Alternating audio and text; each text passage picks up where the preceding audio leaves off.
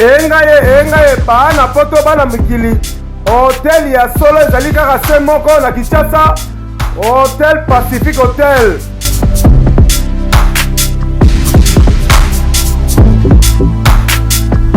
Ezali na balabala ya kitoko Kabamba Wangata, précisément na avenue Luvungi numéro 146 na commune ya Kinshasa.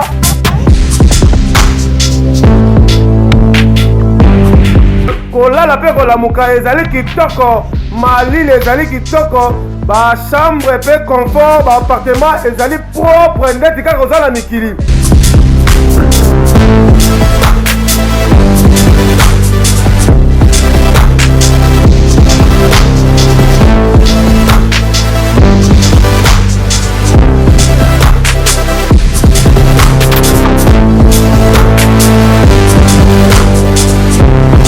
Kuna kolia cuisine africaine, cuisine européenne.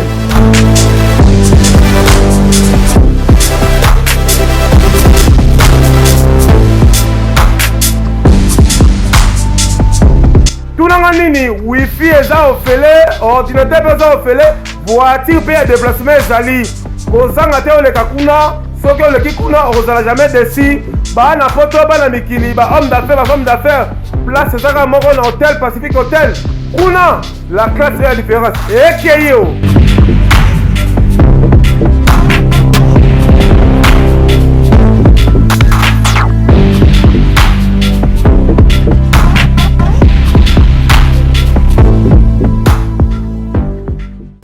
Ah oui, merci na bande kono sobozo tala biso babi déjà tout déjà na katakin babi monde amulila ko sakanate ya Nix Topika toujours azana pona ko sala musala Nix Topika Ernest Tabi Marazaka toujours dispo pona ko informer bino bande ko boza partout bon message toujours ko tala ngo komela kabiso babi émission oyo bokola na intégralité nango na banka télévision pe pa chiro fimo na muteketa mona mu gentil bokotala ngo pe na kata tindika to ko solo na ba détail nyoso tout mais ya Nix Topika vanaka partir ba 16h téléphone ngele li pa chiro fa benginga abi Nix Topika nozo mona awa ba eko kanganga batindi bato bakanganga na ça déjà na bato mais tellement na ki place moko boto na ba réunion mona bi mezaki tina e butu to solo la na concert nanga o azab petite sœur ya pas tuer fi Marcelo Mbia la kamikaze de la presse to so na nani ngati ni bakanga pas tuer fi bakangi na ba raison ni pe de son comme ni pe za ndeni bo ba vérité no surtout awa to ça déjà na concert nanga avant na no to ko ta ba détail na no bonsoir Marcelo Mbia. Oui, bonsoir Yannick Stopera, bonsoir na bato so bazota la biso na banka TV pe na tindika. Ah oui, Marcelo Mbia tozo pena butu déjà toki ba 22h déjà. Problème ni nyango pas tu fa benginga ke ba kangiye. Il était petite sœur na nous peut jeunesse peut travailler rapide na ba télévision et ça nous finalement. Ah oui, nga d'abord étant que petite sœur il y a Pacho et journaliste il y a bon KTV. Na banda ki vers 16h. Ba benginga ba bisleke oyambangu ba côté le Pacho na ndaku ba lingi ba kangai. Tout nanani parce que suite to comité papacho to kuti porte na ya lopango ya fungama ya salon ko fungama biloko sakaje jeep na etkali libanda to moni pachote to bandi ko saba démarche na grande sœur nanga o to komaki kuna to bando luka pacho azomona na karati et après to komi na côté ya station ma campagne côté kitambo magasin je vis de mètres plus de 5 à 6 mètres.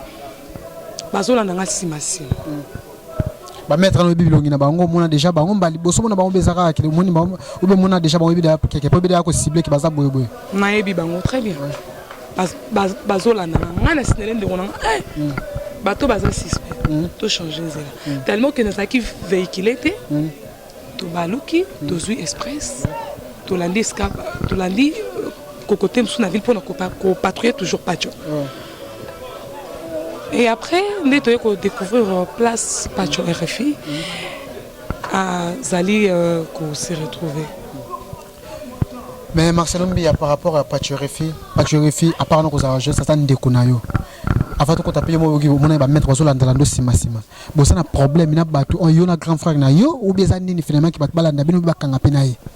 Moi, je suivi des émissions sur Internet. Naza sur que Batbazo Talabiso et Zakutu Yakumbate. On a suivi des gens parler que Bako Bomaye, Bakosi les Sanae, ça y stratégie. Je suis sûr que Boyebi, tous les candidats qui ont fait stratégie, il faut basi la naï. Après on a mis c'est pour travailler na papa chéri, est-ce qu'on a problème mission mususu soit chrétien mission mususu et ça nini finalement. Moi, je ne parle pas des gens ici. Moi, je parle de mon frère qui est pas sur RFI. Je ne parle pas des gens.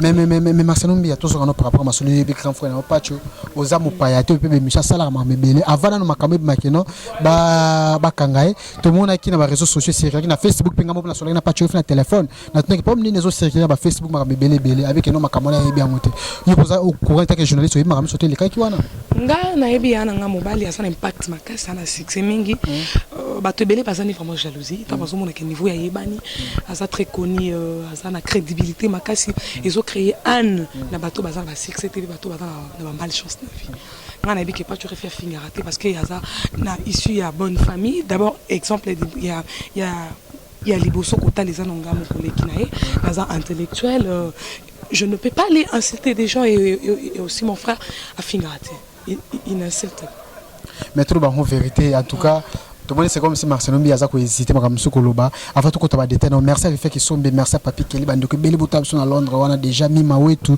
mon vieux quoi Micha capé à Londres autant la biso tant fou aux États-Unis mais Marcelo Mbia oyebi bien que à part dans nos grands frères nayo à part nos péchés c'est banque télévision que pas tu fais ça na guerre na ba mission par rapport à mission ça la style na look na nga beta ko yebi yango bien au courant tenir sur tout na chose à clair nga nazali intellectuel journaliste nazali informatique na créé un programme et tout na tala ramon sur internet pas tu RFI je n'ai jamais suivi oyebi que ba na dia ko menacer que oyebi pe bato na ba mission jalousie na ba ninga pe musu ba journaliste il paraît que ça la émission moko na René Abiri a critiqué qui ba député parce qui mal élu tout bon ça comme bato na Yannick Stopira la ligne trop polémique très qui va le musu pour na répondre à yo directement net yo Stopira au postulé exemple ya kitoko kuteza ya Clara Kalombo a candidat qui a souhaité na campagne de la monarchie était siko ngai Marcelo Mbia na Clara Kalombo azali candidat o azwa kite siko par là dis-moi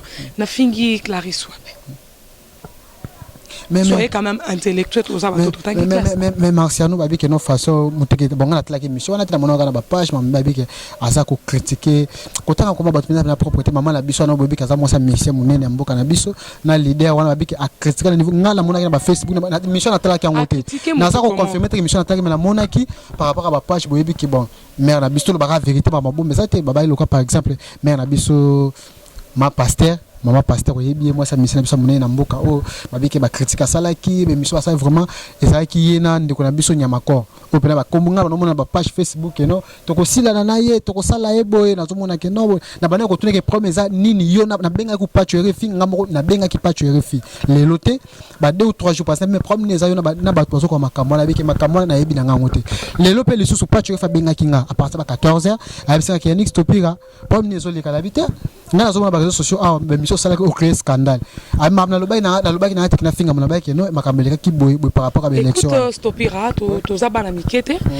na ça sûr que bato bayebi que pacho asala ki agressé et tabassé par Weranson na tila kay bato ba bete ba $1000 c'est comme si eza Weranson ne to ki suko fond la mnoroté pour na biso tout ce que Wera comme Nzambe ezala ki na année au utuko le kana 2018 au le 18 na mois de mars le sous 2019 na mois de mars Weranson continue toujours à série na ya ko bulisa ka pacho za mwana mutu ha abote na tete abote quand même na ba parents écoute Stopira pacho lobi bien ke ngai na lingi na ngali susu mamuna we raté ceux qui m'ont na nzela ba bien ngambo tete net nga Marcelo Mbia na be Clara Kalombo ko so moninga copie ngambo tete siko yebisanga Clara maman les clash c'est ça qui afunda après comment va ki to chelo poison na so senga déjà na permission de tout ça sur la na montage na bateau ba ko ça là vraiment montage bacha un élément ya papi kakol pour sentir la haine et aussi la détermination ya ko tuer pas voilà image ya kala ou bien ya sika na o ya kala. Il avait dit que Yazali Moutawera Roti a pas ajouté Azali Terminator a coupé sa page de correction a roulim c'est na mokili mais bobo sent que mokili les allait créer par Nzambe mais par rapport il y a ya ba image nalinga pa kota koma batu trop te malgré no tangi koma na auto répéter kombo wana mais Marcelo Mbia makamboleka ki na 2018 toko tu 2019 pas tu es musicien te pas tu es journaliste alobela kana ma mebele bele pourquoi akoza na polémique na wana pardon wana za grand frère na wana so problème ça bakubuki pe ko chana sena ndenge mo négocier ninga famille ke no ba chana se be polémique na sila papa tu fa beta ka musique loko moto et loko na niveau en plus papa chéri c'est pardon papa chéri oh papa tu va faire la promotion ya comme ça papa chéri wana kamana papa chéri akoyi pe ko tika bloka bongo ko kina ba polémique tiwa nga nazo zala vraiment étonné d'abord nazo déplorer le comportement et vous ba ya ken piana nazo sur bato bozo talanga na sepel le comportement ya ken piana te. Comment est-ce que tu... un certain journaliste, le nom m'échappe, c'est qui Sam, si c'est Sam, comme ça, je ne connais pas. Sam Tazadi, oui. À sa émission, il y a incitation à la haine contre Pacho.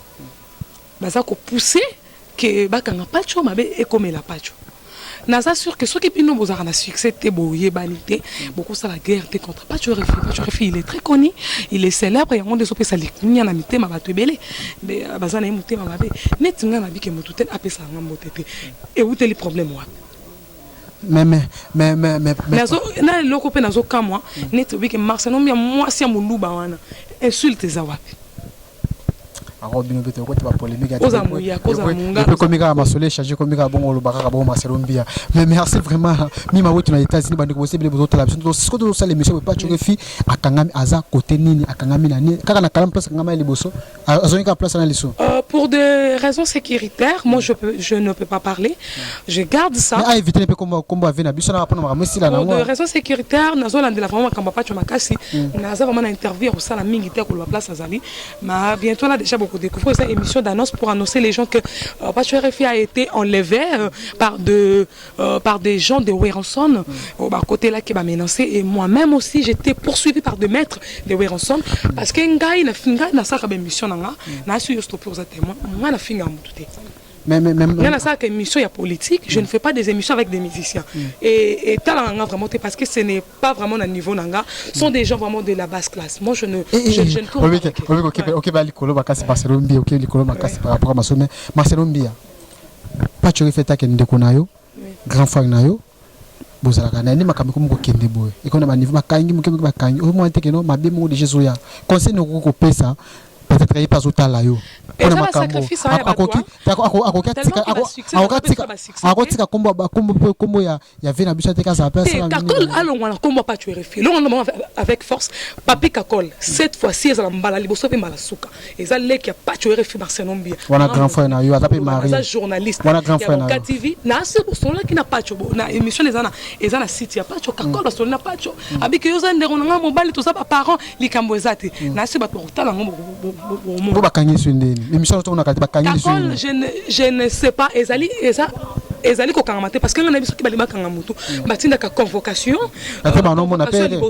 et yete pas tu azali voyou te pas tu azana ndakuti pas tu azana jeep pas tu il est véhiculé azana lopango ça bien ba ye ba parents pas tu bazali ba pesi invitation te loko te ça enlèvement ba ko titina ndako mutu ba saccager ba yiba biloko dis-moi.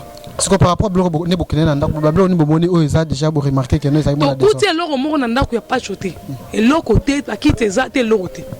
Ce qu'on défend moi ko se répéter papa tu refi tout ali boso buka ki to repele so buki lisu. Na lingi na yebisa bato hein. Pas tu aza sosoté. Pas azobate aza mona mutu. Na moni niveau makambo ko mo kende. Ngamo Marcelo Mbia lekine propre na côté. Oui. Donc pour pexa au pexo tchala se. Ouais bisa kana musuke bo tchala se ba pe koto comme ça on a grand photo tchala se ma muté qui dans dans. Sandra a fait des émissions, il insulte des gens. Il a afinga maman Pacho. Nanya lobango na internet. Personne. Kakola finga. Wana mutazo lobate. Kakola bisanga ni sora zunga betanga. Ngai na ajinanga abetanga aboni boyeko. Yo budela. Ah. Ceux qui n'ont pas quitté mais justice c'est allé et soin En tout cas, vous comprenez que nous avons Marcelo Mbi à la kamikaze, petite propre, il n'y a pas de face à la capitale banque télévision, vraiment. En tout cas, tout le monde continue, tout le monde a question à Bisso, tout le monde a question pour répondre à Bisso. Merci à Mamé Lise Matondo, Maman na grâce, dans Londres, dans la Bisso. Merci à Bandeko Bosé, Bélé Papi, Kelly, Rifé, qui sont Mima Wetu, Toto Diafou, Bokofo, Messé les maires, Bandeko, Bélé, Bosso, dans la Bisso. Vous comprenez que nous avons des questions à répondre, mais Marcelo Mbi a marqué ce qui est né à Mabé. Tout qui est de côté, ou pas, tu fais guerre, n'a pas musicien, n'a pas chroniqueur. Pour moi, on peut exposer à danger. Il n'est pas exposé. Je trouve maintenant que Ken Piana, c'est un jaloux numéro 1. Il n'y a pas de RFI. On a confondre le pas. Tu as sali ça Ken Piana Mingi na vie. Alors, là, il y a un niveau. Il y a un commissaire journaliste. Il y a un mis pas tu as sali le loco Ken Piana Zanango. Ken Piana Bandor, il y a une terrasse. Il y a maman Nanga.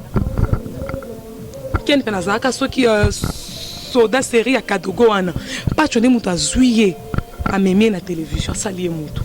Mais le long dans la dessus, Ken Piana peut sensibiliser des gens pour être contre Pacho RFI. Je suis vraiment très mécontente. Normalement, papi Kakol, tu as causé avec Pacho, mais pour créer loco ils allaient vice procédure, pour côté les moutounandaku, sans mandat, sans loco, sans invitation. N'a ça besoin que justice. Convocation exacte. On a besoin de justice et ça le mal parce que le chef de l'État avait dit quoi? État des droits, tout ça en a besoin. Tout ça on a besoin que oui, on ne soit pas interpellé parce que il n'est pas au-dessus de. C'est pas confirmé que il on avait dit que a pessi ba stratégie, ba ko enlever. Autant les bosco que banzo inde, tout c'est ça sous banzo. Kakol ba stratégie, bon moi hôtel émission on a été. Na ça sûr que ba émission mususu Kakol avait fait, ils allaient supprimer na ba YouTube. Comme preuve, ils allaient sous-souder. Tu sais ça? Mais ngana zana. Bilo kona ba okende nango, ils allaient via mutu. Ils allaient via mutu, on les allait. Moni makambu ya buzoba ya mama seki, bo sala na ndenge internet. Na via mutu te. S'il vous plaît vraiment. Ce qui que vous allez sous son succès, au cocu pour que vous semblez dans un peu sous succès. Net nga Marcelo Mbi. Na mona kema ni émission de musique et talent. Na kena aussi émission na politique. So estimé na kena ko sa ba micro baladeur. Na bo luka mamna bato. Ah oui. En tout cas, tout le monde qui est déjà dans ce cas entretien à Bisso, vous comprenez que nous, tout le monde juste fait comme tout na, et c'est n'y a qu'au Kolobawana. Mais bah nous tout à la Bisso na poto partout na balinga, pas changé balinga, kaité na bataza na guerre na batana na guerre té, au koye bisa bango nini par rapport à l'état de l'émission siko. Pe conseil ni là on est ça nous tout à la Bisso balinga, pas changé na Bisso, bah basé belé ba on a Bisso na minute. Ah oui, là on a ça bango que bato balinga pas changé continue toujours pour linga pas RFI, wazali journaliste de mon nene wa ça rabino plaisir toujours. Ah yemo ko pas RFI comme un cas toujours puissance et ça toujours bien. Ah ouais, ah je sais quand même. C'est pour ça qu'ils sont transférés dans ma cala. Sont transférés dans ma cala. Marcelo Mbi à la kamikaze de la presse, je suis là. Nanzambe tozana et déjà te contrôler astral. Vous bien la place ça là na RLTV pas venir Bisso Roger Lumbala, excellence. On ne parle pas trop, mais déjà Astral les a déjà connectés, déjà puissance les a solo. Il faut le bac à moi là. Mais kasi Marcelo Mbi am kasa na puissance. On comprend les gars que Marcelo Mbi Marcelo pas tu faire force. Ngana za na kutia makasi. Ya solo là. Donc yo mo so ba comme simité mo bien pour coacher ba ngana bisa ki patcho na ngana sale lo mo boye. Na continuer na bango mais patcho senga limbisa bango. Na moni moyen ya kolimbisa bango eza souté. Concentration zo ya sko makasi, na besoin et pesange lo mo. 3 à 4 personnes. Obi ki na ba commentaire décret ba réagir. Là monsieur va répliquer ba monsieur avec guerre animale monsieur avec yo petite sœur guerre ko tableau ko te faut pexer do pesa conseil na bande ko na yo ba grand frère na yo je suis une maman na sangisa kabato au moment où Kakol passe na ba émission il incite ayaso ko finga ndeko na mobali pe aloba ke akosalele mabe et bon ngako ni na ko le kanalo ba ke ouais reçoit une félicitation Kakol félicitations non je peux pas. Je suis pas complexé à moi. Problème les années na vie na biso na vie na biso tika je ne sais pas ngana zoeba jusqu'à présent les cambo zo les kawana et ceux qui ont les cambo spirituels bo fan biso na sebo biso ceux qui ont physique bo fan benga pe mouvement muso pa chaka ngopo alobela ba promotion benga moi c'est un homme bien je suis une femme mariée je peux pas appeler comment dirais-je des gens comme ça parce que mon mari peut se fâcher. On a posé pour la vie nos copes nous ba que des gens comme ces années c'est sabotage mozo négligé. Non je ne peux pas nier papa chéri je vais bien non. Oh, on n'a pas chéri. Marcel Mbia vraiment tout le monde qui est la souka pena entretien na biso bakisani par rapport ya makamto ninga za koleka message moya souka tubata la biso message ya souka eza ko singa d'abord justice c'est ça na likambo ya patcho RFI azamo na mutu aza société na besoin vraiment tafunde ba sama na etoro za mutu azo funde azo mona na ta kimi mais na lobaki comme kimi physiquement spirituellement na benda roya yo pe patcho fa baby sur na blogo ya wana biso na benda roya baba mbota tubata la biso non Marcel Mbia ce qui nga na koti so nga na koti eza puissance ti patcho bakangiye habité faut Marcel Mbia koma nana tanga na komi azana kimi aibi ni solot we bani kama mnamno na kota langa tena mnamno soto ba guerre mnamno soto ba spirit so leka o ba potra ba na Marcel Mbia message ba mbote bani to ba message nazo pesa nazo senga pardon. Ouais, nazo singa vraiment na pape Théo ou à soutenir ka patcho RFI maman Nicole Nikas bino vraiment ça derrière patcho RFI abotika a été vraiment un problème vraiment tout ça on a besoin d'assistance na bino et pour ça là vraiment bien na bo santé mbuika boise ya bata patcho bo ça vraiment na patcho papi kalengula wana noko na biso aimer fekam noko na biso vraiment besoin la sensibilisation non vraiment na Paris wana et ça vraiment bien aimer kalengula oncle na ngai aimer fekam bino bo ça ba pilon ya potote qui bosse quelque chose pour n'a pas de RFI na marmo niveau so kendele n'a pas appris ça ngame na no salo ezoyina après ça où l'émission na après ça l'émission abaki kena limbisa bango ki bato bazo sale mabe na tika bango mais na ben otika soute il m'a enseigné par Dieu pelé c'est moto moins de la femme ya ngoma le bozo pese sous moto maman il faut demander moto maman supporte rien surtout maman na motema ya molingo mais maman o azana motema bolingo te ce n'est plus une maman ce que yo pour la saka motema ki bo maman ke no to limbisi bino bo sale grand frère na biso bo chaka kana se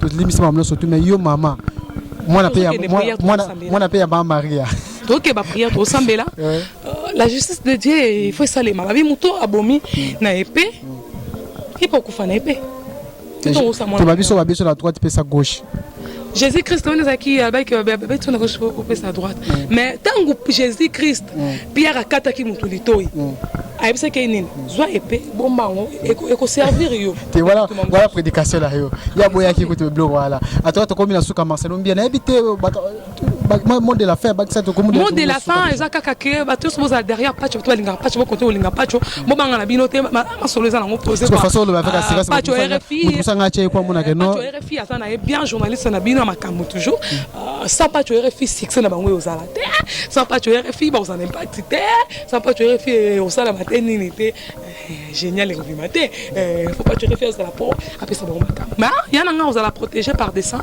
en coup faté en vivre on nous grâce à l'étoile là et on allons en retour quoi Marcel Mbia à côté et bah tête double face. En tout cas, merci beaucoup. Merci Nabando Kotou Botala qui biso vous comprendre déjà que non à répondre à une question. On a appelé Yannick Stopira pas trop de ma solo. Oui, bah avocat déjà y a pas de chose ça marche. To biso vraiment to zana ko sala lobate. Nous to fingite na bimi. Non tengi ba komba batu. Batu so ba mu mafunda ki pacho. Je n'ai pas cité les noms des gens. J'ai juste dit ce que Kakol avait dit dans la émission, il a donné des stratégies. Je demande na Mike na montage, il puisse mettre cette émission. À Liboso n'enge ba agresser Pacho dossier na sans suite parce que n'obimisa mutuana Pacho n'a pas pu ya kusamba na mutu salake mabe et cette fois-ci ba avocat bazana na mapoko moi je n'ai pas trop de choses à parler nous ajoute la justice et ça mais ngai Marcel Mbia bato bozali ko filenga buzoba nanga ngona nzana ngati parce que boye ndinga na zati oui c'est ba ko tsope na kasikala te to ka pepe bakangiwa ba quand ngai na fingi na je n'ai pas insulté quelqu'un. Moi là, je n'insulte pas parce que je suis une maman. En tout cas, merci belle beaucoup. Famille, je profite aussi pour saluer belle famille Nanga, bon, surtout ambassadeur, papa, surtout ambassadeur. En tout cas, merci vraiment. Bébé ambassadeur bientôt là. En tout cas, merci beaucoup. Marcel Mbia petite sœur à Patcho RFI, tu as par rapport à Bakanga qui grand frère naé, beaucoup qui n'a pas point défini à l'objet réaction naé. Et puis merci à Joël, à Joël. Kachama, Joël Kachama, bon tonton quoi. Puis merci à Mike Emel Zola de la montage. S'il vous plaît, ma sopira nazo beta c'était ya. Tant que tu bandoloba, nana besoin ba Mike Kachana les mains au cacol, avoir ba beti pacho biente. On a une image à Kalage. C'est que Mamsou pas limité na yema comme ça. Ba ko chango nanu. Après ba chango avec la peste ba stratégie. Moni osabo inae kanga beta. C'est bon, vous comprenez déjà que Mamtou est là. Merci à Bandrobosé Belé. Ken Piana, Azala qui a fêté la victoire à Pacho, il va nous dire dans quel sens il y a comment il était pour célébrer la fête. C'est que lui aussi, il était parmi des gens. Parce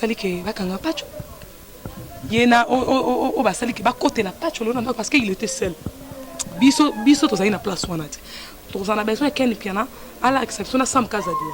En tout cas, merci beaucoup. Bandeko, numéro s'affiche, on a bien plus de 143 81 plus de 143 81 43 58 722 numéro annexe topika. Na commentaire au chat. Merci à la caméraman. Si décide la caméra, si de la caméra, pas tu refi, bandeko boza belé bozotala. On a tiré nos botales émission on a banca télévision botala on peut la tindika. Merci.